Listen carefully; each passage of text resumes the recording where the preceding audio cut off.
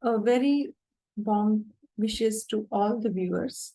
I'm Mukta Tiwari, Assistant Professor, BA Department, IIMT College of Science and Technology, Greater Noida. The topic of today's live session is Situational Analysis of Women in Indian Society. Let's begin today's session.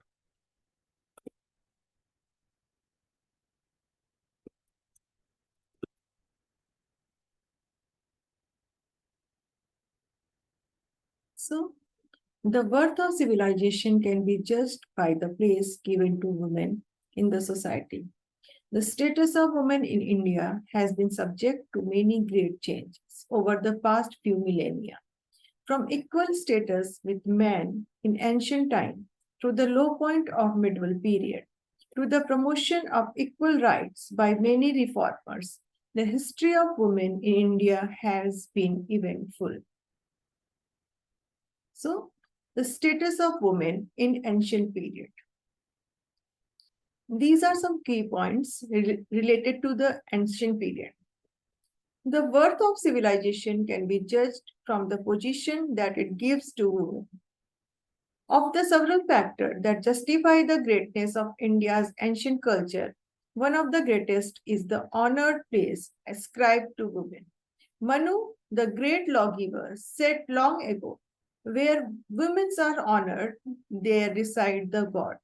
According to ancient Hindu scripture, no religious rite can be performed with perfection by a man without the participation of his wife. The wife participation is essential to many religious rites. Married men, along with their wives, are allowed to perform sacred rites on the occasion of various important festivals. Wives are thus befittingly called Ardhangini, or we can say better half. They are given not only important but equal position with men. So these are some key points related to the status of women in ancient India. So first one is patrilineal society. The Vedic society was a patrilineal one, and hence father was the head of the family. All efforts were therefore made to secure the birth of a son. The Atharva Veda contained charms and rituals to ensure the birth of a son in preference to that of daughter. The ancestor worship was very important, and son alone were regarded as eligible for offering oblation. Son was considered as a permanent economic asset of family. They lived with their aged parent and did not migrate like the daughter to another family after marriage. The second one is equal social and religious status of girls. So, however, it was true that due to certain economic and social reason, a son was more desired in the Vedic family than a daughter. Yet, it doesn't mean that girls did not have a proper respect to the family. There are references which clearly indicate that equal social and religious status were enjoyed by the boys and girls in the Vedic society. So next is equal opportunity for higher education. So respectable status attained by the girl is also indicated by the system of education prevalent in the Vedic society. Boys and girls both had an equal opportunity for higher education. Initial ceremony, which is also known as Upnayan Sanskar, was necessary for endowment of women, particularly the Aryan women. No less than 20 women were among the composers of the Rig Vedic hymns. Gargi and Maitreyi were the leading philosophers of that time. We also find a class of women known as Brahmavadinis who continued their studies even for the whole life time. So now about their religious right. So in the Vedic age, women enjoyed all the religious rights and privileges which men possessed. Women were educated and they could recite Vedic hymns. The psalm hymns were chanted by women. Women's cooperation was absolutely necessary in the religious rite and ceremonies. This naturally increased her religious value. It was said that a man could not become a spiritual whole unless he was accompanied by his wife. It was believed that God did not accept the oblation offering by the bachelors. Wife was thus the indispensable from spiritual and religious point of view. So her religious status was as high as that of her husband. There are special sacrifices like Sita Yagya, Rudra Bali, and Rudra Yagya, which was exclusively performed by the women. During the studies of Brahmanas, the volume of Vedic studies became very extensive. So short period was insufficient for efficient grounding in the Vedic lore. As a consequence, the participation of women in sacrifices gradually become a mere matter of formality. Even the Upnayana of girl become a mere formality in course of time. The wife participation in rituals no doubt become a formal one, but it did not stop altogether as society was not ready for it. Now about marriage. So it is very difficult to say when the institution of marriage came into existence, the Vedic literature does not show any indication of a promiscuous society. It represents marriage in the form of fully developed social institution. The Rig Veda tell us that the tie of marriage was necessary for becoming a householder performing sacrifices of God and begetting children. In Vedic passage, it was said that a person who was unmarried was unholy. From the religious point of view, he remained incompleted and was not fully eligible to participate in any sacraments. It was only after marriage that he was considered to be complete person. So by about 300 BC, marriage came to be regarded as obligatory for girls. Girls were married at a fairly advanced age in a Vedic period. There was no tradition of child marriage prevailing in a Vedic society, which is a very important point. There are evidences that marriage did not take place normally before puberty. Wishes and choice of girl in the settlement of their marriage is also a very strong indication of their status in the society. It appears from the Vedic literature that generally marriage used to be settled by the eldest male member of the family, but there are other references in the Rigveda Samhita which shows that when bride were of 16 or 17, they had more or less effective voice in the selection of their partner. Marriage at a very lower age began to be advocated from about 4th century BC. Now about monogamy. So monogamy normally prevailed in the Vedic society. There are instances of polygamy in the Vedic period, but it was looked down with disfavor. Polygamy was allowed mostly among kings and the rich person, but it was not a custom. For general people, it was the first wife was found barren. Then the man was permitted to have another wife. So in Vedic era, women had a sufficient freedom of going to attend fairs, festivals, and assemblies. Women frequently went out on a pleasure trip. Instance of Sayambara of self-choice found in the Vedic text illustrate another aspect of women's freedom in a Vedic era. Now about property rights. So for a long time, there was no question of the woman holding any property. She herself was an item in a movable property of the husband or the patriarch. Women were given away as a gift in the Vedic age, as it has appeared from several hymns which glorify the gift of a generous donor. But in cultured circle, husband and wife were regarded as the joint owner of a household. The Vedic word of the couple, that is dampati, etymologically means the joint owner of the house. But the theory of joint ownership of the couple secure only the minor advantage to the wife. The wife had no right to incur any substantial expenditure during her curvatures without her husband's permission. The wife has only the right over Stridhan, which was defined by Manu as what was given to her before the nuptial fair in bridal procession in token of love, and which she has received from brother, mother, father, or husband. Even when no bride price was paid, the bride received some wedding gift in the Vedic age. Parinaya was the term used to denote them, and Vedic texts declared that wife was to be their owner. If the woman dies without leaving any issues, and if her marriage has taken place by any of the unapproved form of marriage like the Astir or Rakshasa, etc., her Stridhan reverts to her parent or brother. Stridhan generally devolved upon daughters. Among daughters, unmarried one were to be preferred to married one.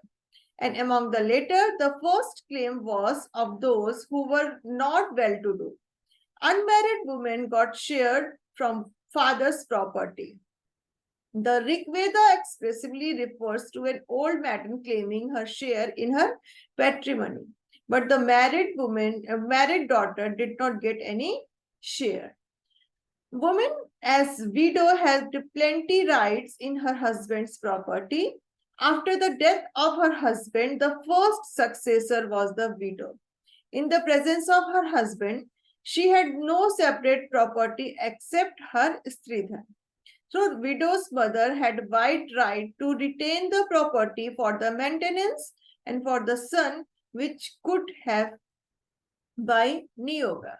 So, this is all about the main characteristic or main, we can say the characteristics that reflect the status of women in ancient India. Now, the status of women in a medieval period. So now we can say the position of women begins to deteriorate after the advent of Muslim rules. So there were many factors which directly or indirectly lead to the continuous deterioration in the status of women in the medieval times. Early marriage became a rule to safeguard the honor and chastity of girls. As a result of this, the literacy among the girls went down. So during the Muslim rule, the percentage of literacy among Hindu women went further down with the great rapidity. Rich and cultured families were ruined by the new political dispensation. Parents in no position to make special arrangement for the education of their daughters. Society had a great prejudice against women education. It was believed that girls taught to read and write would become a widow. Ordinary only prostitute and dancing girls could read and write. The decline in literacy among women was so marked and rapid that by the beginning of the 19th century, hardly one woman in 100 could read in madrasa and marwa. So, next is dowry system. So the dowry assumed an alarming proportion in the medieval time. This, however, happened only in the case of royal or aristocratic families. In such families, a Rajput youth of the purest blood was desired as a son-in-law by the large number of people. As a result, his price in the marriage market was very high. The dowry system had become very popular in Rajputana from about 13th and 14th century AD. In ordinary family, however, the amount of dowry was very nominal. There were started the practice of sati pratha. The practice of sati pratha was mainly a medieval development. We get detailed information on sati from some late medieval Puranas and writings of foreign merchants and travelers. There are some cases in which unwilling widows were forced to burn themselves. So those who run away from the funeral pyre were regarded as untouchables and were not accepted back by their caste and their families. So this sati pratha was very prevalent in the time of medieval period. So we can understand how was the status of women in that time. Next one is female infanticide, which is also very bad practice was done in a medieval period. So rate of female infanticide was very high during this period. Marriage of daughters were the responsible of her father. And with the alarming position of dowry, it became very difficult for a father to find an appropriate son-in-law. Daughter was seen as a burden. Many Hindus in India killed their daughter immediately after birth. They preferred son to a daughter because a son had to perform his parents' last rite. On the contrary, a daughter was considered a burden as a resources of her parents and was therefore a liability, and her upbringing till marriage was considered as an unwanted responsibility. So this was all about female infanticide. The next characteristic which is very prevalent, which is very prevalent was Parda Pratha. So the general adoption of Parda system by the ruling aristocratic family of Hindu communities subsequently to the advent of Muslim rule. It was accepted by Hindu society partially in the imitation of manner of the conquerors and partly as a additional protection to the common folk. In Muslim ruling families, the parda was so strict that a message had to pass through three intermediaries before it could reach the desired position in Janana. During the Hindu period, parda system did exist, but it found acceptable only a very small number of ruling family. With the advent of Muslim rule, it gained a powerful impetus due to the culture and example of conquerors. Women were ill-fitted for their earlier freedom on account of their inexperience and ignorance, and so submitted to a new order. So we can understand how was the status of women in medieval period. Now next one is situation of women during British period. So when the Indians come in contact with British in the later half of the 18th century, the position of women had reached maximum degree of deterioration. At the advent of British rule, female education had practically disappeared from Hindu community. Subsequent to the assumption of the Indian administration by British Crown, government began to take some step for the promotion of education among girls. So progress during the first 40 years was although very slow. So the first act which comes which is related to education is the Sharda Act. So then, because the early marriage at the age of in modern India, early marriage at the age of 9 or 10 was the main barrier in a way of education. The usual marriageable age of girls was 8 to 9 at the advent of British rule. With the introduction of Western idea, the educated section of society began to feel the necessity of deferring marriage to a most advanced age. Social conferences began to advocate the cause of post-puberty marriage during the 90s of the last century, but their effort was not appearably successful till the beginning of 20th century. So the terrible havoc caused by the plague advanced the marriageable age of girl from 8 to 13 or 14. So Sharda Act laid down 18 and 14 as the minimum legal age for boys and girls, respectively. Followed the actual practice of the advanced middle classes of society. The Second World War was caused a further rise in the marriageable age of girls. So next is prohibiting infanticide, which was done, which is also a good work done by the Britishers.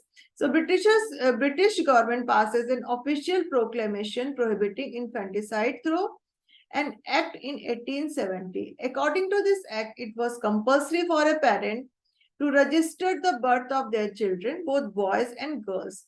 This law was strictly enforced.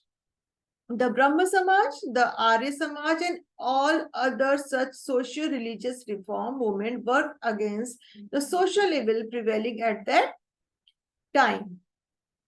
So, Sati Pratha abolition. Sati was, as we know, Sati was very prevalent among some section of the upper caste Hindu for a long time.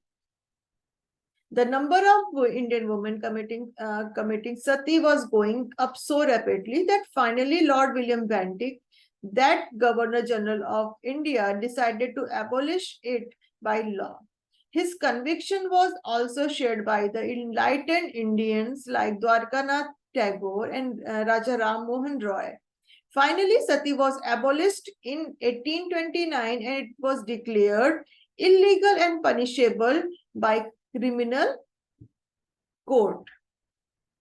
When sati was abolished, the widow was permitted to leave, but her life was miserable.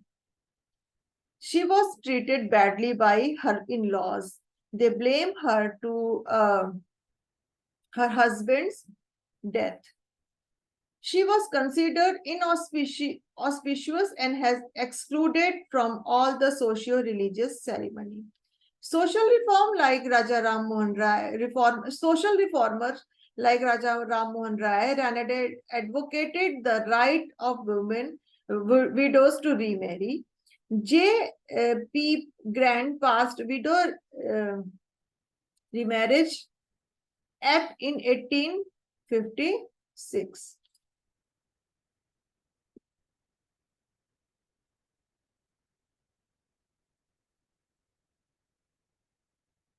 So now is Polygamy Act. So to check polygamy, government passes various acts. The Baroda state government was the first to pass an act in 1942 against polygamy. The Bombay government passes in 1896 and Madras government in 1897 and Saurashtra in 1854. So now the situation of women at the time of independence. So situation of women at the time of independence, the revolutionary changes take place in the position of women. The Constitution of India provided for special steps to be taken by the government to improve the condition of women. So Article 14, 15 and 16A was enforced to secure the status of women in India. So Article 14 ensures equality before law. Otherwise, Article 15 prohibits any discrimination. Article 16A forbids discrimination in any respect of employment of office under the state on the ground only of religion, caste, sex, descent, and place of birth, residence, or any one of them. So now there are many provisions which was done by the government of India at the time of independence, which first one is Hindu Marriage Act of 1955, which provides equal right to women to obtain divorce and maintenance in a certain case. The Hindu Adoption and Marriage Maintenance Act of 1956.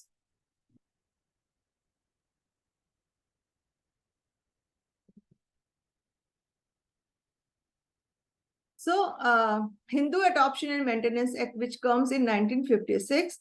The Hindu Minority and Guardianship Act was come in 1956 also. The Hindu Succession Act of 1956, which provides that the woman has an equal right in inheritance of family property. This act is a landmark in the history of Hindu women. The Hindu Women's Right to Property Act, which comes in 1976. According to this act, the daughter, the widow, and the mother can inherit property of deceased simultaneously. The Dowry Prohibition Act, which comes in 1961, and the Equal Remuneration Act of 1976 provide that this act does not permit wages discrimination between male and female workers. So now the situation of women in a modern time. So in recent years, there have been many positive development in India's effort to empower women. The governments had implemented several programs and policies aimed at improving women's health, education, and economic opportunities. There has been a significant increases in the number of women participating in the workforce, and women have achieved high position in various fields, including politics, business, and entertainment. To address these challenges and improve the status of women in India, there needs to be concentrated effort from all sectors of society. The government needs to continue to implement policies that promote women's health, education, and economics empowerment. There needs to be greater focus on gender sensitization and education at all levels of society. The media also has a very important role to play in promoting positive messages about women and combating gender stereotype. Despite this achievement, women in India still face significant challenges. Gender discrimination, violence against women, and unequal pay continue to be a major issues. Female feticide and infanticide, particularly in rural areas, remain a significant concern. Women's safety and security are also significant issues, with many incidents of sexual harassment and assault reported each year.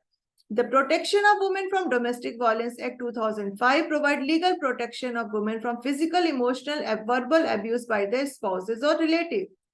The Child and Children to Right of Children to Free and Compulsory Education Act 2009 makes it mandatory for all children, including girls between the age of 6 to 14, receive education.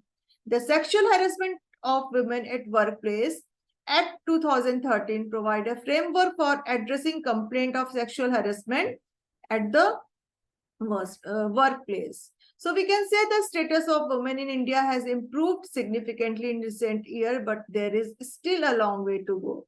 So it is very essential to recognize the achievement made so far and continue to work towards a more equitable and just society for women.